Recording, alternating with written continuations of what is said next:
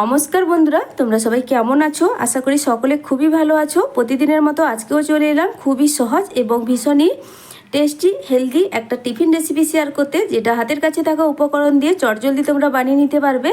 আর এটা বানাতে এতটাই সহজ যে একবার দেখলেই হাতের কাছে থাকা উপকরণ দিয়ে তোমরা কিন্তু খুব সহজেই বানিয়ে নিতে পারবে। বাচ্চা থেকে বড় সবাই ভীষণ পছন্দ করবে। আর এই গরমে ভীষণই তৃপ্তিদায়ক একটি জলখাবার, বাড়ির বড় ছোট সবাই ভীষণ পছন্দ করবে। তাহলে চলো বন্ধুরা, কথা না বাড়িয়ে আজকের রেসিপিটি শুরু করছি। একটা লাইক দিয়ে ভিডিওটা সম্পূর্ণ দেখার বন্ধুদের কাছে অনুরোধ রইল। সবার প্রথমেই আমি এখানে নিয়েছি ভাতের চাল। আর এখানে ভাতের চাল বন্ধুরা আমি 10 মিনিট আগে খুব ভালো করে 2 থেকে 3 বার জল পাল্টে ধুয়ে নেওয়ার পর একটা মিডিয়াম সাইজের বাটির মাপ ধরে 1 বাটি চাল নিয়ে ফুটন্ত গরম জলে ভিজিয়ে রেখেছিলাম। তার জন্যই দেখো জলটা কিন্তু একদম ঘোলাটে জল দেখাচ্ছে। তো এইভাবে ফুটন্ত জলে ভিজিয়ে রাখলে জলটা কিন্তু এইভাবে ঘোলাটে হয়ে যায়, তো কোনো অসুবিধা নেই। আর চাল কিন্তু খুব ভালোভাবে ভিজে গেছে। খুব বেশিক্ষণ ফুটন্ত গরম জলে ভিজিয়ে রাখলে সময় লাগে না চালটা ভিজতে। আমি নখ দিয়ে একটু টিপে দেখিয়েও দিলাম, চালটা খুব ভালোভাবে ভিজে গেছে। তো এখন আমি চালটা সাইডে সরিয়ে রেখে দিলাম। এবার একটা বাটির মধ্যে আমি 3 টেবিল চামচ নিয়ে নিলাম পাতলা চিড়ে। আর পাতলা চিড়েটা ব্যবহার করলে খুব বেশিক্ষণ সময় লাগে না চাল চিড়েটা ভিজতে। 3 টেবিল চামচ চিড়েটা নেওয়ার পর চিড়েটা খুব ভালোভাবে ধুয়ে নেব, দিয়ে সামান্য একটু জল দিয়ে চিড়েটা আমি ভিজিয়ে রেখে দেব। তো চিড়েটা অবশ্যই ভালো করে একটু ধুয়ে নিতে হবে। আর এখানে প্যাকেট চিড়েটা যেহেতু ব্যবহার করেছি, এখানে কোনো রকম চেলে নেওয়ারও প্রয়োজন নেই। তো চিড়েটা এখন কিন্তু খুব ভালোভাবে ধুয়ে নিয়েছি। আর সামান্য একটু চিড়ের মধ্যে আমি এখানে জল নিয়েছি। এবার এটাকে এক সাইডে সরিয়ে রেখে দিচ্ছি। আর এখানে তোমরা নিশ্চয়ই বন্ধুরা খেয়াল করছো, চিড়ে কিন্তু আমি খুব বেশি ব্যবহার করিনি। এখানে কোনোভাবেই চিড়ে কিন্তু বেশি দেওয়া যাবে না। এখন নিয়ে নিয়েছি একটা মিক্সিং জারের মধ্যে এবার আমি দিয়ে দেব যেই চালটা আমি ভিজিয়ে রেখেছিলাম। এবার জল ছেঁকে এর মধ্যে আমি দিয়ে দেব।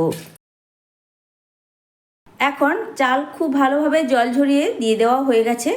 আর সাইডে যে আমি চিড়েটা জলে ভিজিয়ে রেখেছিলাম, খুব ভালোভাবে চিড়েটাও নরম হয়ে গেছে। পুরোপুরি চিড়েটাও এর মধ্যে দিয়ে দিলাম। তারপরেই আমি দিয়ে দিচ্ছি জল। তো চালটা যে ভিজিয়ে রেখেছিলাম জলটা, সেই জল আমি দিয়ে দিচ্ছি 1 বাটি। তো 1 বাটি জল দেওয়ার পর আরও 1 বাটির কাছাকাছি আমি জল দিচ্ছি। তবে আমি পুরোপুরি 1 বাটি এখন জল দিচ্ছি না, একটু জলটা কমিয়ে রেখে জলটা দিলাম। সব শেষে আমি দিয়ে দিচ্ছি কিছুটা পরিমাণ কোরানো নারকেল। ভীষণ ভালো টেস্ট আসে বন্ধুরা, নারকেলটা হাতের কাছে থাকলে অবশ্যই দিয়ে দেখবে, খুবই ভালো লাগে। নারকেলটা দেওয়ার পর খুব ভালো করে একটা চামচ দিয়ে মিশিয়ে নেব। তারপর ঢাকনা চাপা লাগিয়ে এটাকে একদম মিহি পেস্ট করে আনবো। তো খুব ভালোভাবে চালের ব্যাটার রেডি করে ফিরে এলাম। এবার একটা মিক্সিং বোলের মধ্যে চালের ব্যাটার ঢেলে নিচ্ছি। এবার মিক্সিং জারটা ধুয়ে সামান্য একটু এর মধ্যে জল দিয়ে দিলাম। খুব বেশি না, 4 চামচের 2 চামচ মতো জল ব্যবহার করলাম। এবার একটা হাতা দিয়ে খুব ভালোভাবে মিশিয়ে নেব। আর এই ব্যাটার খুব বেশি পাতলা হবে না, ব্যাটারের ঘনত্বটা আমি তোমাদের একটু তুলে দেখিয়ে দেব। তো দেখো বন্ধুরা, ব্যাটারের ঘনত্বটা ঠিক এইভাবে রেডি করতে হবে।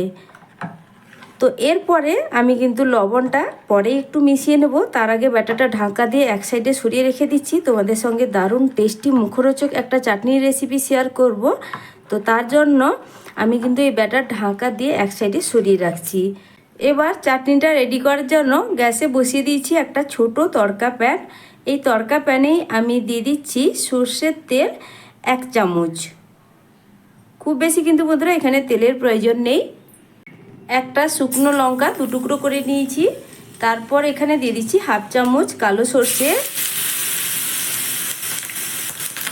তারপর দিয়ে দিচ্ছি 1/2 চামচ গোটা জিরে, 3 টুকরো আদা এখানে দিয়ে দিলাম।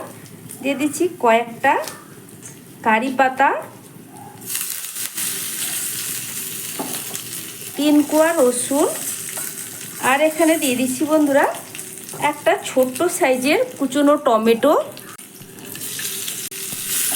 একটু নাড়াচাড়া করে দেব। তো একটা শুকনো লঙ্কা দিয়েছি আমি, কিন্তু আর একটা ঝালের জন্য দিয়ে দিচ্ছি কাঁচা লঙ্কা, স্বাদ মতো লবণ। এবার দিয়ে দিচ্ছি কিছুটা পরিমাণ কুচনো নারকেল। আবারও ভালো করে একটু সব কিছুর সঙ্গে মিশিয়ে নেব। চাটনির কালার সুন্দর আসার জন্য কাশ্মীরি লাল লঙ্কার গুঁড়ো সামান্য একটু দিয়ে দিলাম।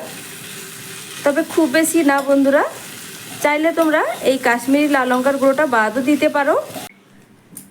তো দেখো বন্ধুরা, খুব ভালোভাবে টমেটো গলে গেছে আর গ্যাসের ফ্লেম এখানে বন্ধ করে দিলাম। এবার এটাকে একটা মিক্সিং জারের মধ্যে দিয়ে দেব। তবে এই চাটনির উপকরণগুলো এখন কিন্তু একটু ঠান্ডা হয়ে গেছে, তারপরেই কিন্তু মিক্সিং জারের মধ্যে দিয়ে দিচ্ছি।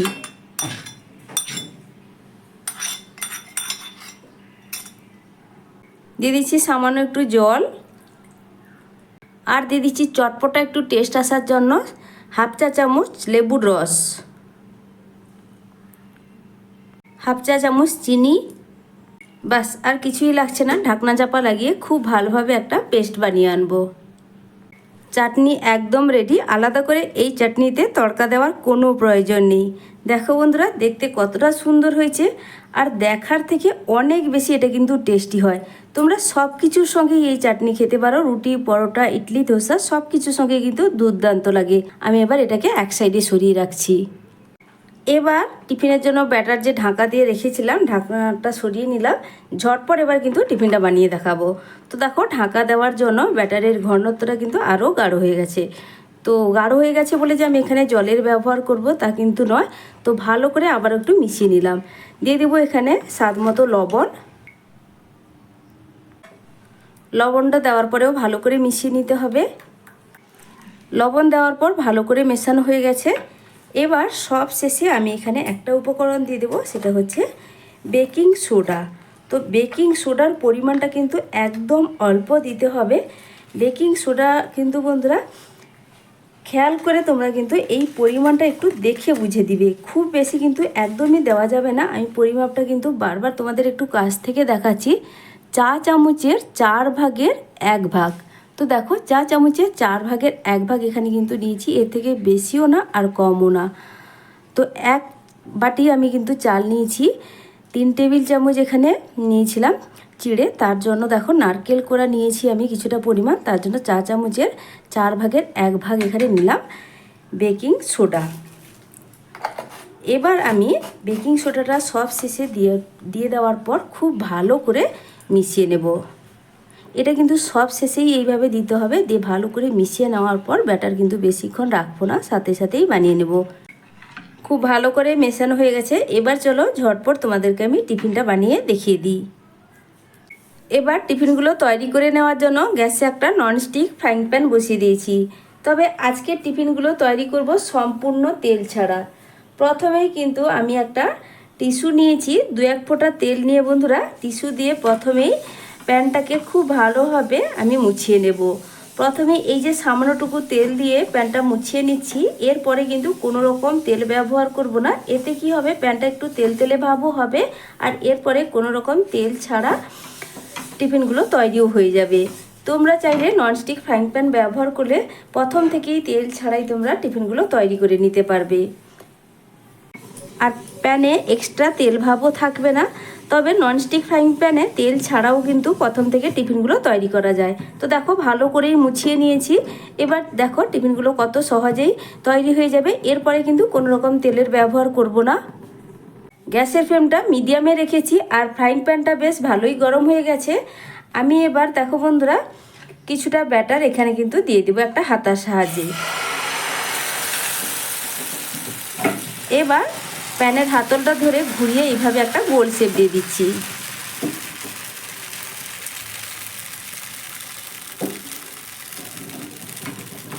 তারপর ওপর থেকে একটা ঢাকনা চাপা দিয়ে দেব।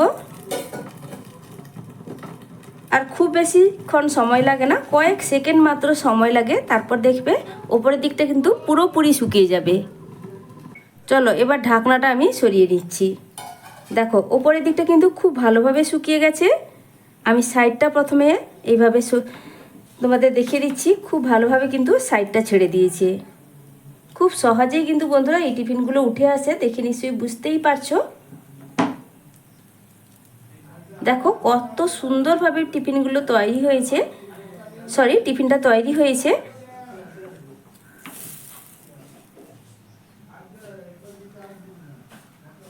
দেখতেও যেমন সুন্দর, এগুলো খেতেও কিন্তু ভীষণ সুন্দর। একটা টিফিন তো এখানে আমার তৈরি হয়ে গেল। ঝটপট আবারও তোমাদের একটা তৈরি করে দেখিয়ে দিচ্ছি।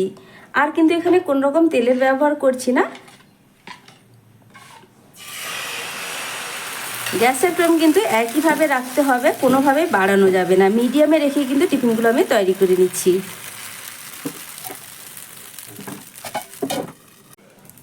আবারও ঢাকনাটা সরিয়ে নিলাম, তোমাদেরকে তুলে দেখিয়ে দিচ্ছি।